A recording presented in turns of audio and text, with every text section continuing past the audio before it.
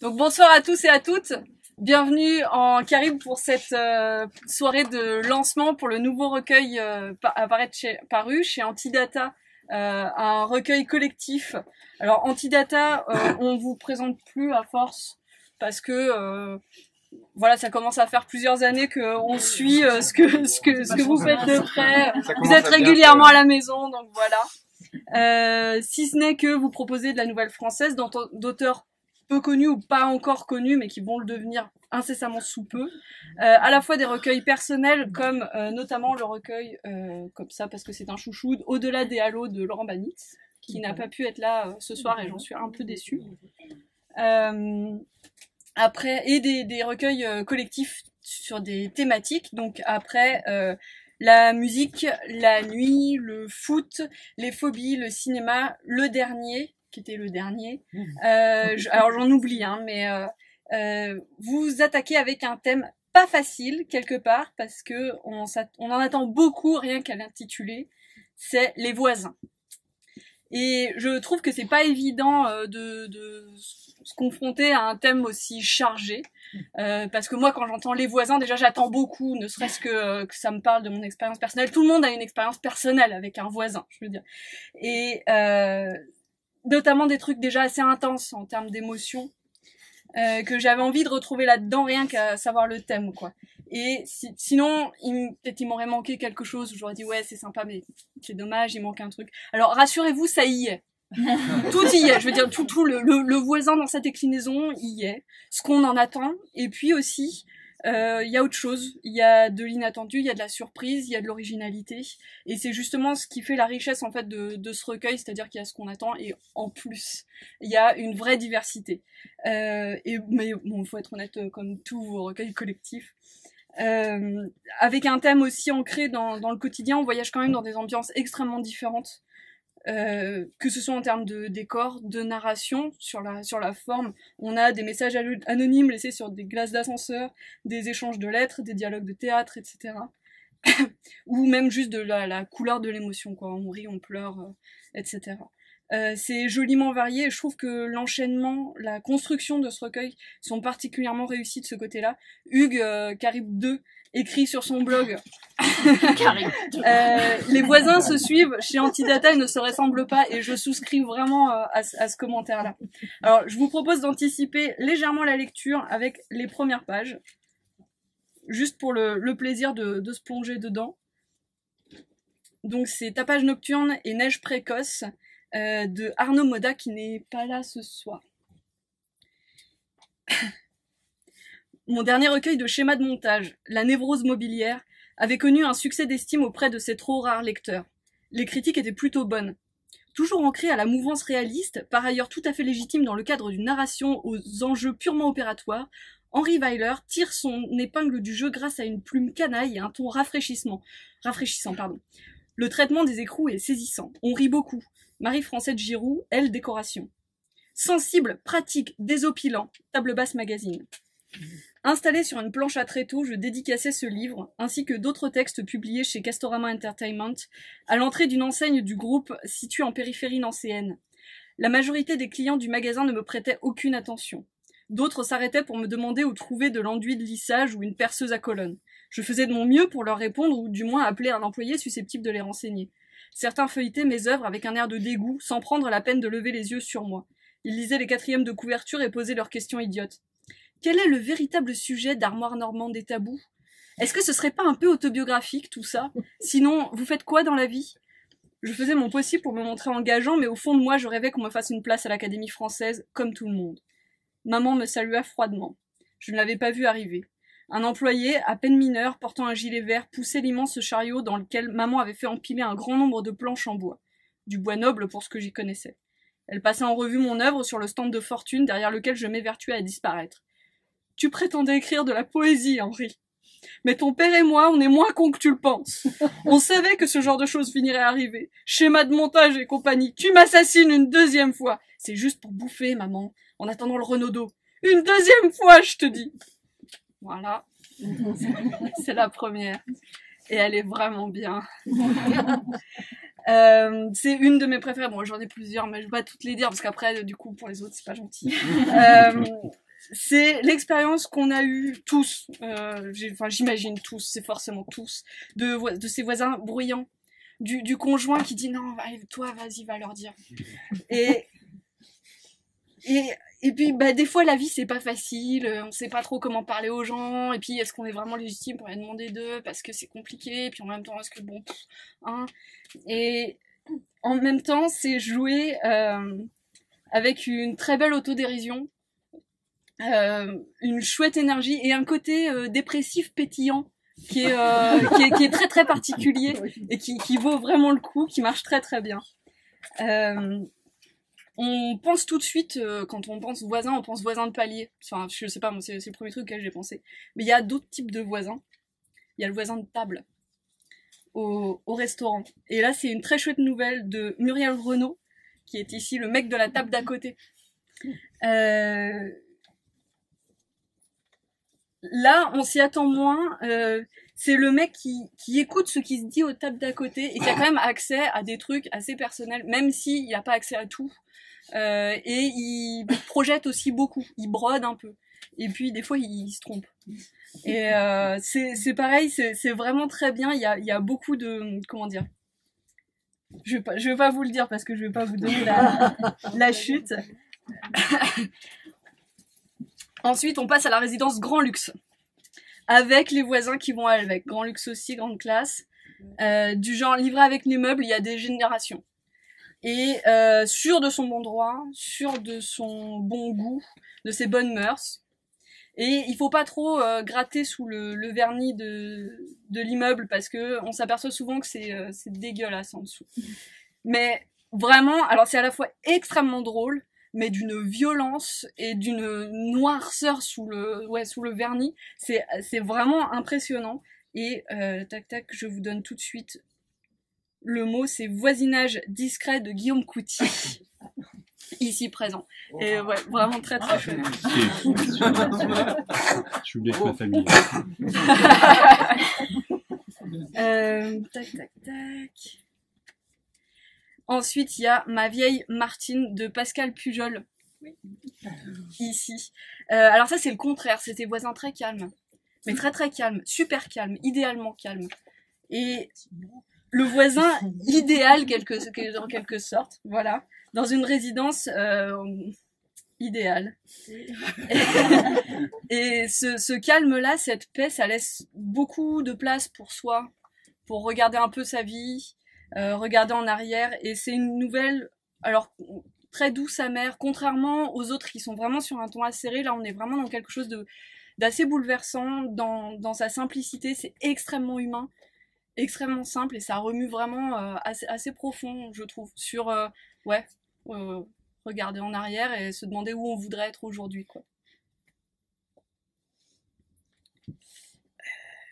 Ça me fait bizarre de vous avoir dans le dos, en fait. Ensuite, on enchaîne avec Le mauvais œil de Louise Caron, qui est ici. Qui est, alors malheureusement, extrêmement d'actualité, quand on voit la façon dont les migrants ont été accueillis dans certains villages, comment le voisinage peut s'engrener dans la peur et la bêtise et comment ça fait mal. On le sait, il faut jamais grand chose pour mettre le feu à une foule, et cette nouvelle nous le rappelle de façon assez claire, quoi.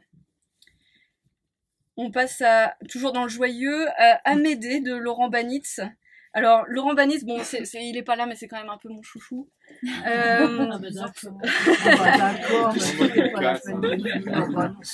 Et dans Temps additionnel, il m'avait bluffé avec cette façon qu'il a de prendre un thème complètement quotidien, en l'occurrence c'était le foot, et d'en faire une nouvelle qui s'ancre dans quelque chose de plus historique, de plus politique, de très tragique, et d'en faire d'un sujet mais vraiment sérieux, quoi. Et il remet ça avec Amédée, ou avec un thème très complètement quotidien comme le voisin. Il rappelle que le voisin, ça peut être aussi quelque chose d'historique, politique et tragique. Je vais pas vous en dire plus parce que ça se découvre. Mais c'est une des très très bonnes nouvelles aussi de ce recueil. En même temps, est-ce qu'il y en a des mauvaises? Non. Et puis En fait, c'est que j'ai pas noté les titres, c'est pour ça que je suis obligée de feuilleter. Il y a l'éclairage des parties communes par Jean-Claude Lalumière.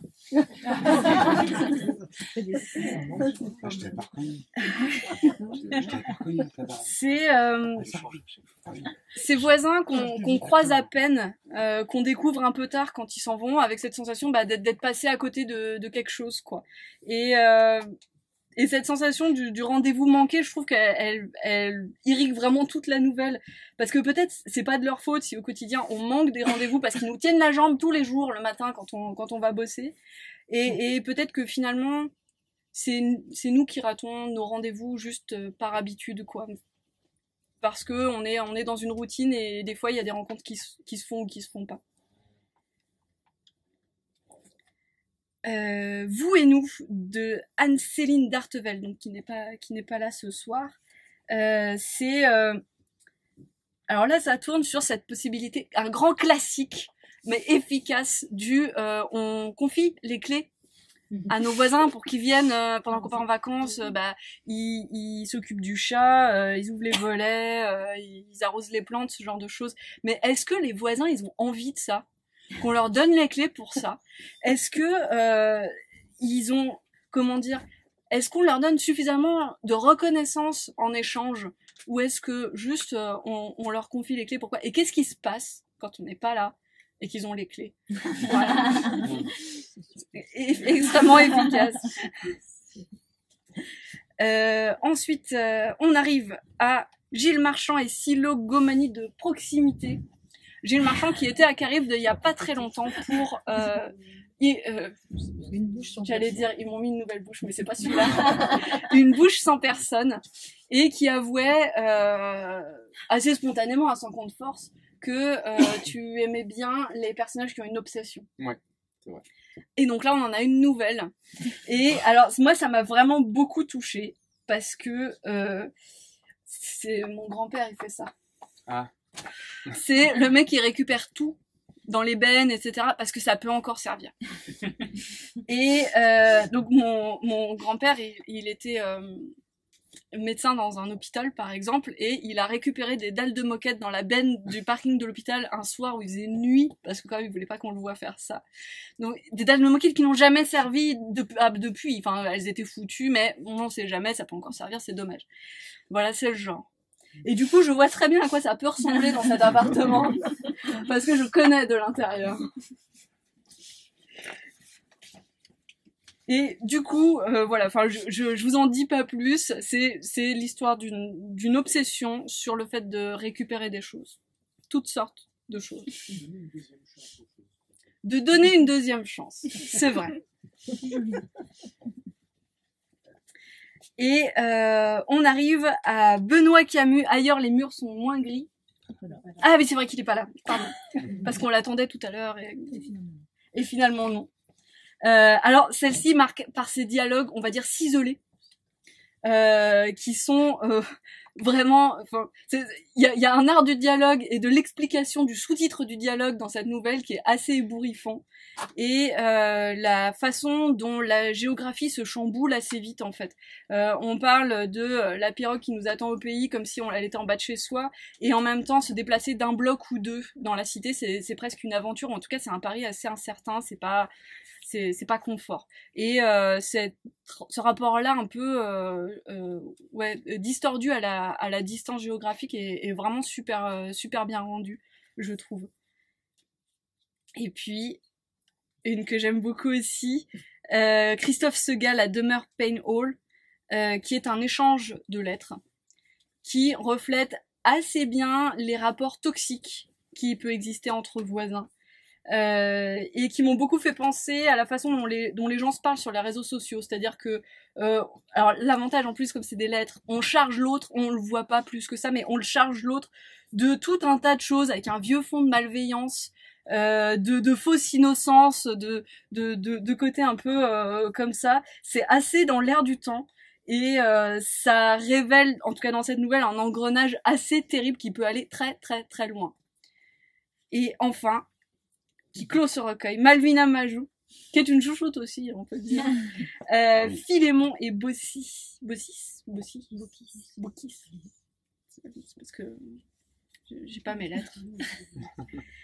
Et qui est passé donc des taupes aux arbres. Ce sont deux amants transformés en arbres par Zeus pour incarner l'amour éternel. Sauf que l'éternité c'est long, surtout quand on est un arbre. Et c'est pas hyper foufou rock'n'roll pour vivre sa passion à 100 à l'heure. Et je trouve que c'est extrêmement bien rendu dans des dialogues. Justement là on a des enchaînements de répliques. On n'a pas besoin de contexte parce que ça parle tout seul. Et ça marche très très bien. Et en même temps, c'est pas uniquement drôle, c'est aussi assez émouvant en fait. Sur aussi, ça peut parler aussi de certains couples, ça peut parler aussi de choses extrêmement humaines et extrêmement touchantes. C'est imaginaire.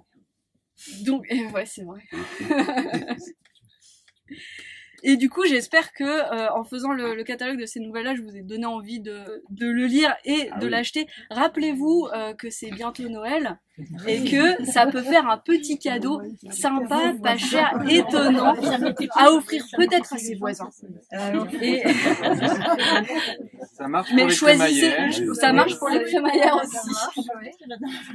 Pour les déménagements. Pour les déménagements, voilà, plein de suggestions de la part des auteurs. On n'a pas forcément eu le temps de mettre en place une discussion avec des questions et des réponses, mais n'hésitez pas, en tout cas, à venir les voir autour d'un verre pour en parler si vous l'avez déjà lu ou si vous avez des questions par rapport à ce que vous pourriez trouver là-dedans. Je crois qu'Olivier voulait dire un mot. Une chanson. Non, c'est bien. Et puis merci vraiment à vous d'être venus quoi. Et à vous aussi.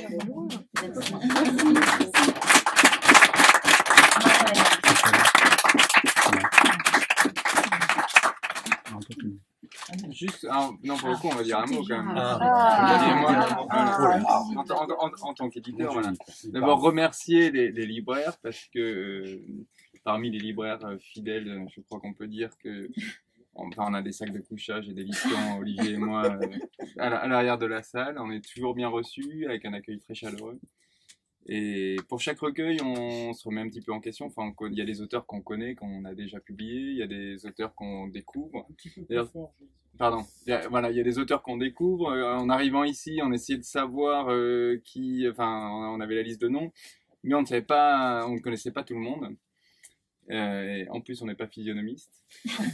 Voilà. Et donc voilà. Il faut leur demander une photo. Voilà, la prochaine fois on demandera une photo. Ouais. Et donc voilà, chaque nouveau recueil, c'est une nouvelle aventure, c'est un nouveau collectif qui se met en place.